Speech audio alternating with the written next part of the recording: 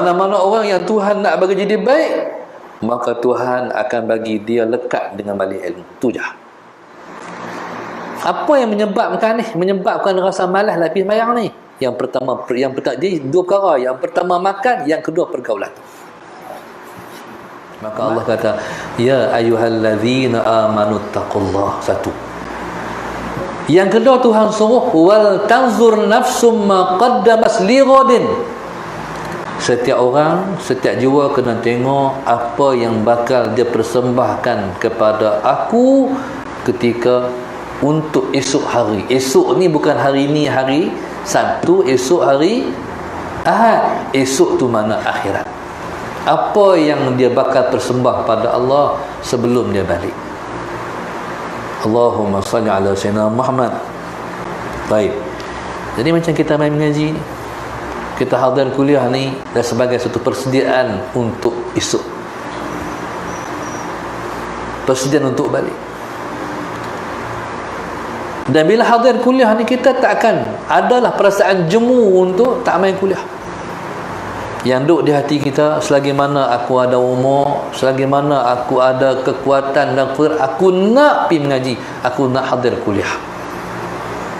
Sebab tidak ada satu jalan yang paling mudah untuk masuk syurga melainkan menghadirkan diri ke malih-malih ilmu. Mana-mana orang yang Tuhan nak bagi jadi baik, maka Tuhan akan bagi dia lekat dengan malih ilmu. Tu je. Cuba tengok orang-orang yang jahat-jahat, yang buah-buah, yang nakai-nakai, yang duduk zaman gelap, zaman jahilah, tak semayang. Allahumma salli ala sayyidina Muhammad. Bila mana Allah Subhanahu wa ta'ala nak bagi jadi baik, bila dia insaf, dia akan cari malih ilmu. Itu sunnatullah. Dia akan pergi cari tempat orang mengajar. Ada satu cerita, ni orang budak muda kita, bila mai satu peringkat umur, dia nak keluar daripada kampung. Bismillahirrahmanirrahim. Nak keluar daripada kampung, nak pergi bandar, nak kerja. Banyaklah anak-anak muda pergi Kuala Lumpur. Pergi Kuala Lumpur ni, dia kan daripada umur belah pergi Kuala Lumpur dah. Belasan tahun dah pergi Kuala Lumpur.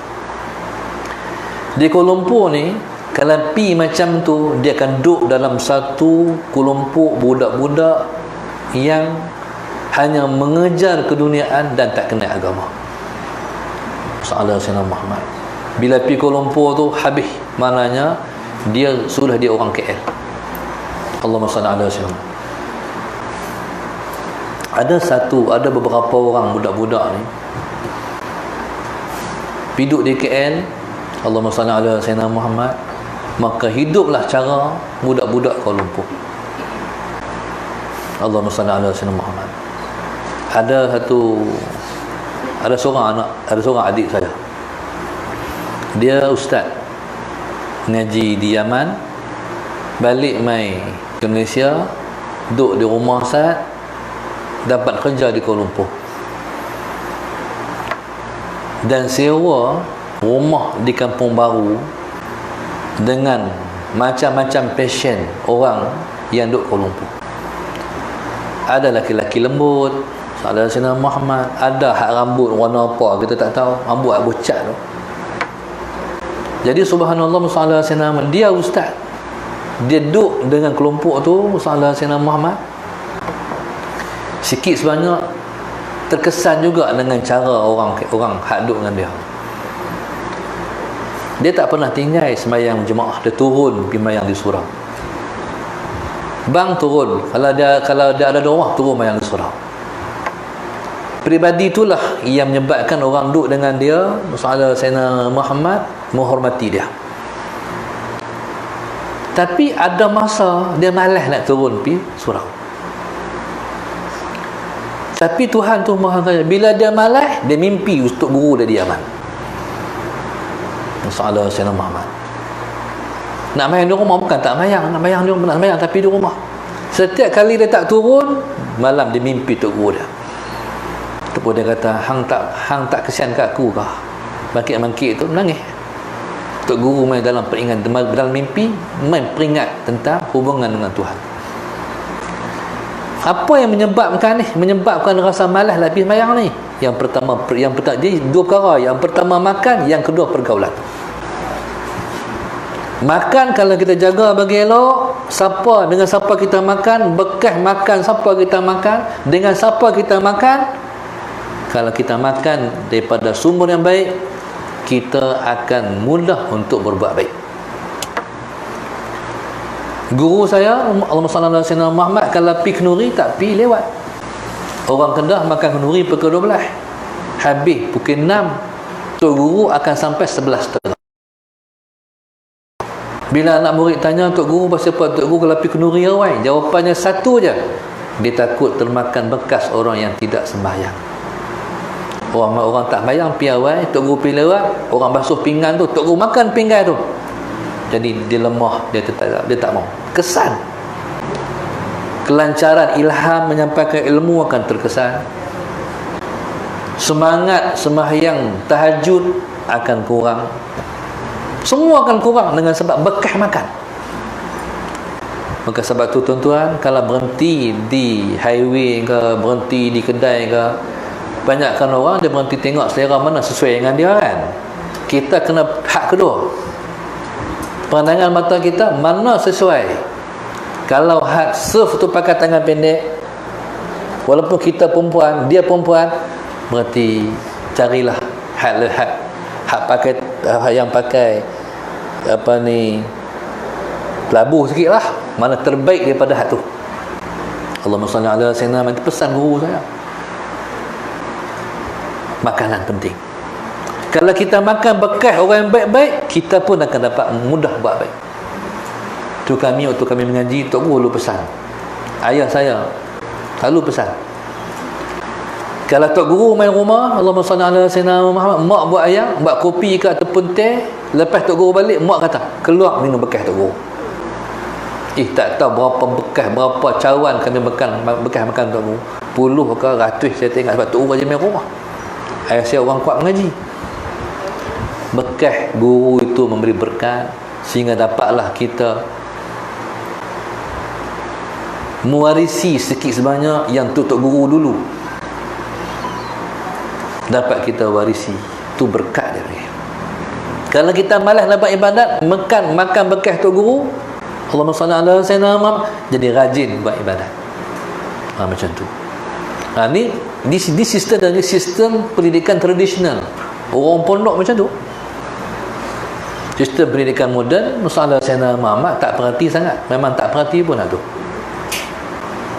Maka subhanallah, Allahumma salli ala sayyidina Muhammad, Allah kata, ya ayyuhalladzina amanu taqullaha wal tanzur nafsum ma qaddamat lighadin. Tolong tengok apa persiapan kita untuk bertemu jumpa Allah esok. Nak balik apa jumpa Tuhan. Allahumma salli ala sayyidina Muhammad. Apa persediaan kita nak balik jumpa dengan Allah.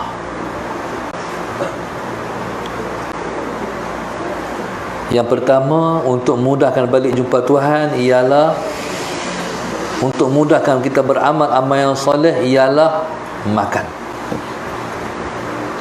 Maka sebab Allah sebut, kulu minat tayyibati wa'malu salihah, makanlah yang baik-baik, beramallah amal yang soleh.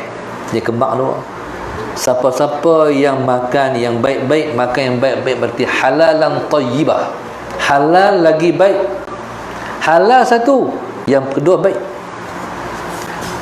Baru ni saya pergi ke Jepun 5 hari dengan sahabat-sahabat kawan-kawan. Yang pergi ke Jepun ni bukan nak pergi apa sangat, sebab nak tengok orang kata akhlak orang Jepun ni macam akhlak orang Islam. Nak pergi tengok di mana praktikal Islam yang kita tak jumpa praktikal tu di negara Islam. Bila nak pergi tengok, jumpalah. Yang pertama bersih. Orang Jepun ni bersih. Allahumma salli ala sayyidina. Dia bersih, hukum bersih ni toilet lah, jamban lah.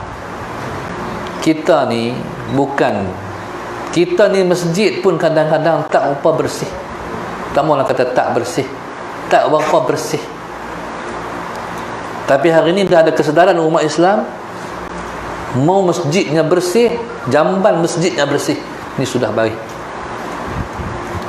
Bila pergi Jepun ni, Hampir-hampir saya kata, orang Jepun ni tak berak ke? Sebab tak ada dalam jamban tu, tak ada kesan-kesan ayak. Bukan tak basuh dengan ayak, no, tapi ayak tu tak ada atas tu. Atas apa? Atas lantai tu, atas tak ada. Dah lah negeri dia tu moden negeri dia tu. Saya tengok di Malaysia tak ada lagi. Orang Jepun berak, kalau nak basuh kencing, dia ada butang tekan kencing, ayak hak basuh kencing. Kalau nak basuh berak, dia tekan butang hak basuh berak, keluar ayak basuh berak. Kalau nak basuh dua-dua, tekan dua-dua. Mula-mula pi tu cari tekan tak mana ni. Mula-mula pi tu perak lah sikit, lepas tu reti-reti. Hebat Jepun ni, bersih-bersih sungguh. Ra'i orang, ra'i sungguh. Saya masuk dalam satu kedai, nak keluar daripada kedai tu, masalah Sayyidina Muhammad, kedai tu budak-budak sekolah masuk, mereka nak keluar, saya pun nak keluar. Mereka keluar dulu. Satu budak perempuan tu, oleh kerana kita ada orang tua, masalah Sayyidina Muhammad, dia tarik pintu, dia tunggu saya keluar, baru dia tutup. Saya kata, aku di Malaysia pun tak pernah orang buat aku macam ni. Budak Jepun pergi buat. Akhlak mereka tinggi, Masya Allah. Bila saya pergi ke Jepun ni, Allahumma salli ala Sayyidina Muhammad, tuan-tuan, cuma sayangnya mereka yang berakhlak dengan akhlak Islam tu, mereka tak kenal siapa Tuhan. Mereka tak tahu ke Tuhan tu Allah. Tak pernah ada, dan sepanjang di Jepun tu saya tak dengar pun suara azan. Azan ni kalau ada masjid pun jenuh cari, tuan-tuan. Tak ada masjid.